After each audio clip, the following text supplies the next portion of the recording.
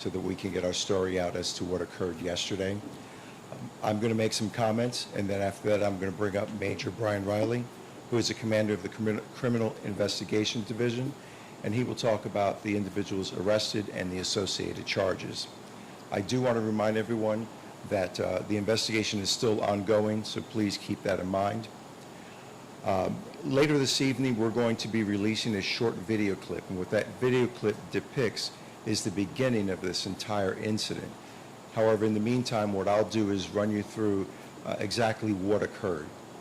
Yesterday at about 6:30 p.m., officers were dispatched to the 1300 block of Capitol View Terrace for a home invasion. Moments later, the first officer arrived on the scene. When the officer arrived on the scene, he observed a vehicle parked on the right-hand side of the road and two individuals walking toward it. At that point, the officer exited his vehicle and engaged those individuals in conversation. Immediately upon engaging in conversation, those two individuals opened fire at our police officer. Our police officer managed to duck down behind the door. Unfortunately, he was shot 3 times, once in the lower right leg, another in the chest, and another in the right arm. The individuals then entered the vehicle and fled while our officer got back into his vehicle to notify dispatch that he had been shot and to request additional backup. As the vehicle continued down the road, backup immediately appeared. Officers got out of the vehicle and started running towards the officer to render aid. As they ran towards the officer to render aid, the vehicle in question started driving back in their direction. As the vehicle started back in the officer's direction, there was gunfire that erupted from the vehicle, and our officers returned fire. Shortly after that exchange, the vehicle crashed into a tree not too far away, and then our officers ran to that vehicle and managed to place the occupants under arrest. After having those two individuals secured, the officers then turned their attention toward rendering aid to their fellow officers that had been injured in the gunfire. And I do want to add that the two individuals that were arrested, that were in the vehicle, had sustained charges associated with the accident.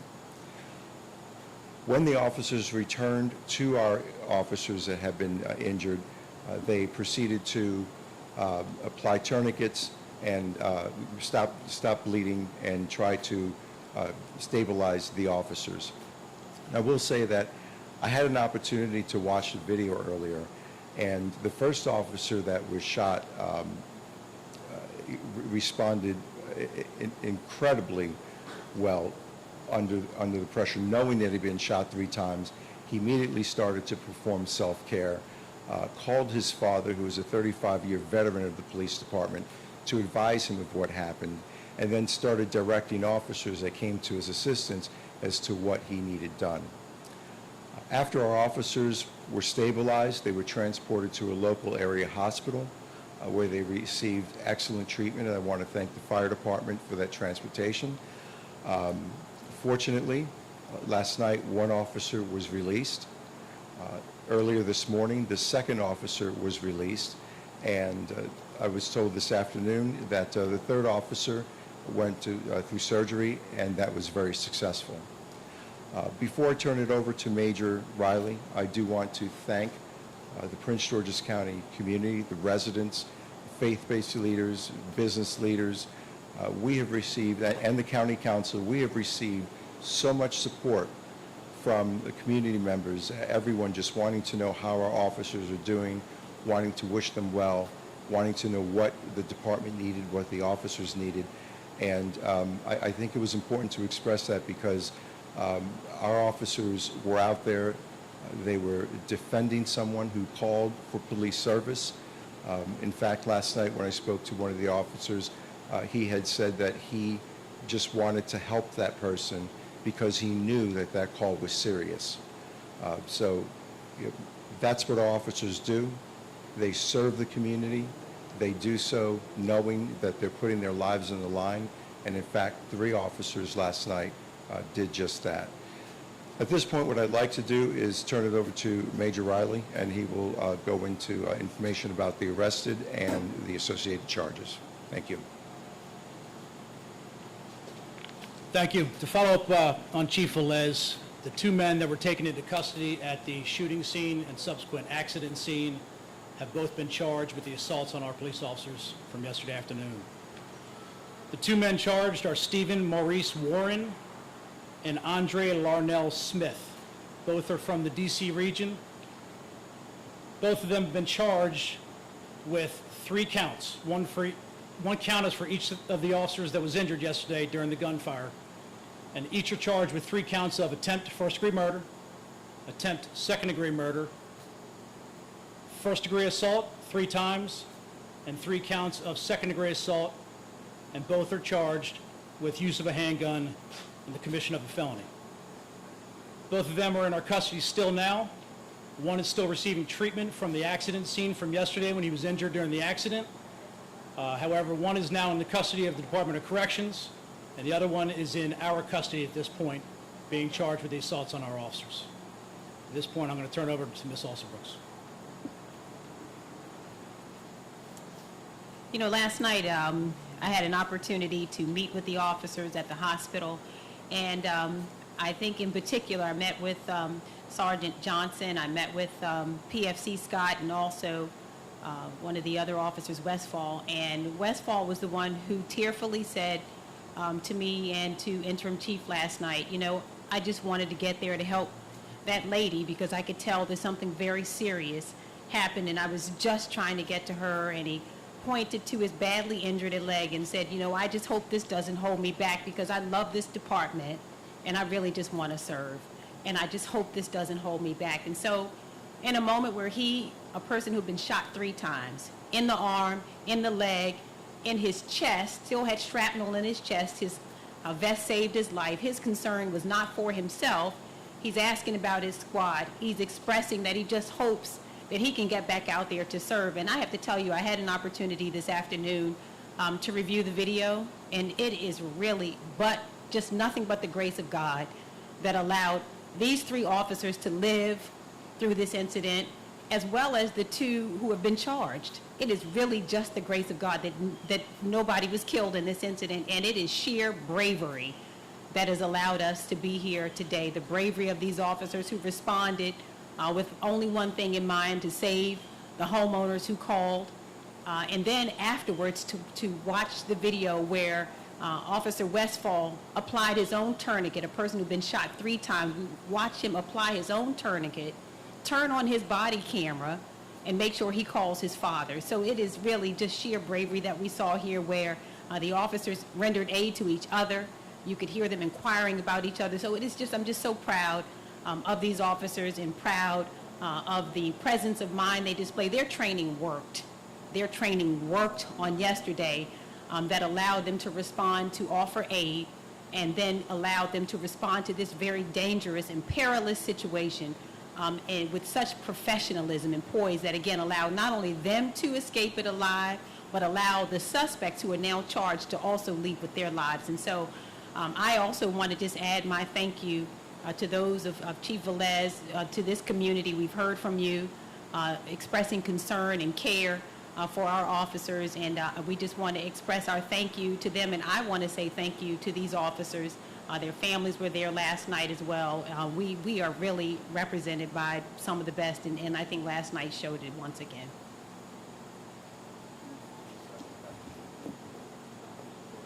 Thank you, County Executive.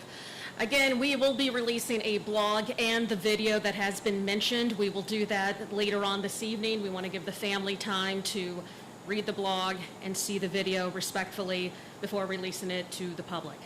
Now, if you have any questions. Is there any indication, if you could expand a little bit more on the original incident that happened, the home invasion, what that was about, was it targeted, or any reason to believe this could have been a setup for these officers arriving on scene? To alleviate some of the questions about the setup, we don't believe our officers were set up. We believe there was a real crime that was taking place at that address. And the way we got that call for service was through our communications for an open 911 line. Our officers responded out there, saw the 2 suspects leaving the front yard of the house that we knew was the 911 caller. And when he engaged that person, immediately was fired upon. So to go into that crime that took place to 2 other victims of this, I'm not going to get into. However, we believe they went to that house on purpose, and there was a crime that took place there that brought the police there. Is anything stolen in the So I'm not going to get into specifics about some of the evidence like that, but I will say that there were 2 more victims in this, along with our officers that were assaulted yesterday. So these 2 suspects that were arrested are the same suspects in the home invasion from the original call? That's correct.